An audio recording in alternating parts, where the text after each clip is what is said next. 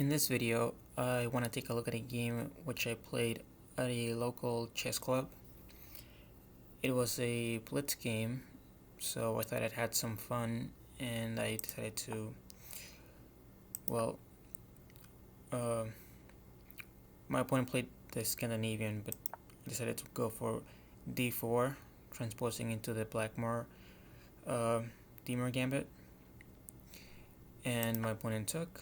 When I played knight c3, knight f6, f3. This is all theory, and here I was surprised by this move. I didn't think that this was a very good move.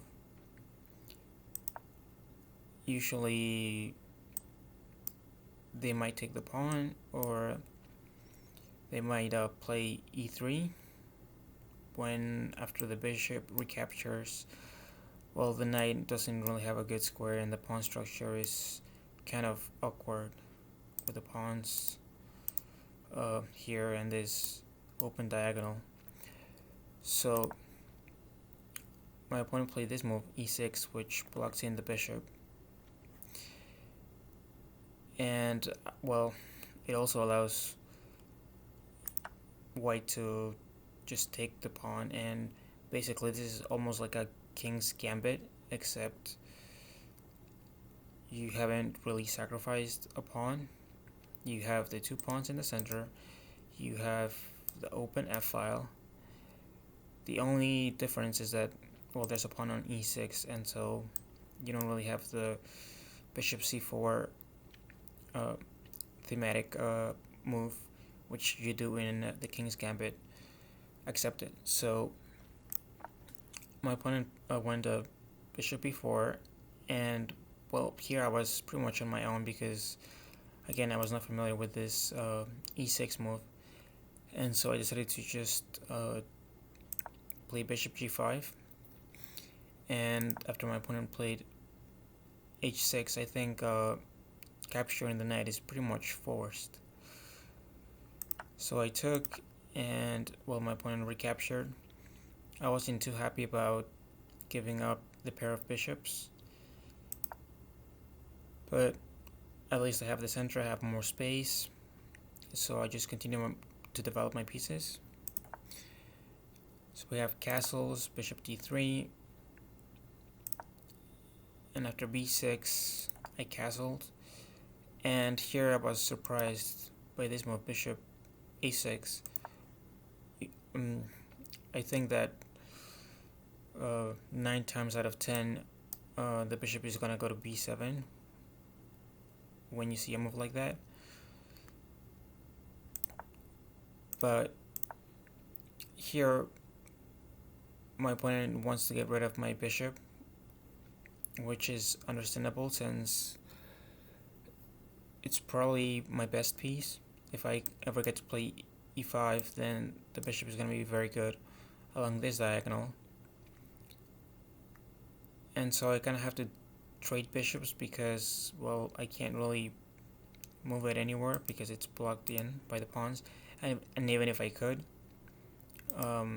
it's pinned to the rook, so I would just lose an exchange. So after a long thought, I decided to capture, and after knight takes, queen d3, attacking the knight, which doesn't really have any squares except for back to b8. Now here the engine recommends capturing first, but I think c5 is a better move. But my opponent didn't see that and just went back with the knight, just undeveloping the piece and trapping the rook back on its original square. So I was pretty happy with my position since I have more development. Only 2 pieces for black, and I have 3. So, and I have this nice open file. So after knight e5, my opponent played queen g5, and I decided to play rook f3 with the idea of doubling up and putting more pressure on the f7 square. Here my opponent captured on c3, which I don't really like. I tell my students that if it's not forced or fantastic, then it's foolish. And well, here it's not forced. It's not like something terrible is going to happen if you don't take the knight. And is it fantastic? Well, if you see the end of the game, you could argue that it's not. If you were to say move the rook and play bishop f8 defending the g7 square, then maybe my opponent wouldn't have gotten checkmated the way he did. So after takes, I took with the queen just to put pressure on the c-pawn.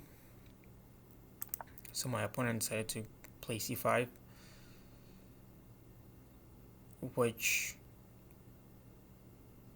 well, I mean, I could take it because my knight is defended by my queen. But I decided to play a different move instead, rook g3, putting pressure along the g file.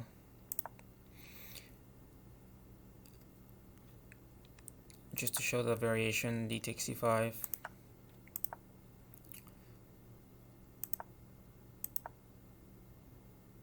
And you're winning on queen.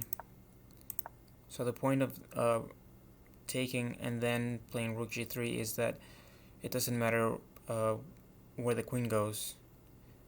You're gonna win the queen because you have two threats. So let's say queen h4, you play knight f3, you're attacking the queen, and you are threatening checkmate. And well, back here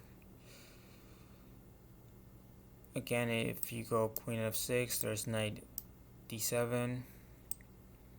If you go to e7, there's knight d6, d8, same thing. So it's a nice little trap.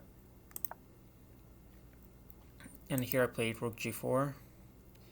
Again, d takes c5 would have been better. After queen e7, you're winning an exchange because you have the threat of checkmate. So after e5, well, you're just up an exchange and you're gonna win another pawn. And here my opponent played the decisive, well, not a decisive mistake of the game, but it was much better to just retreat the queen probably to e7. So now you just keep putting more pressure on the g-pawn. And here my opponent played g5, which I was very happy to see this move, because now the pawn structure is just so weak. This king is looking so exposed.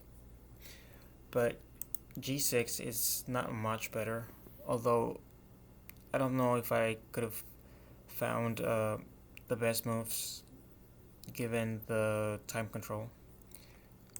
So after something like rook f1, if you take, well, now you're just sacrificing.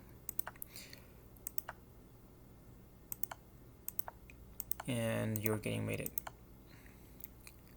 But of course, at rook f1, you don't have to take on c4.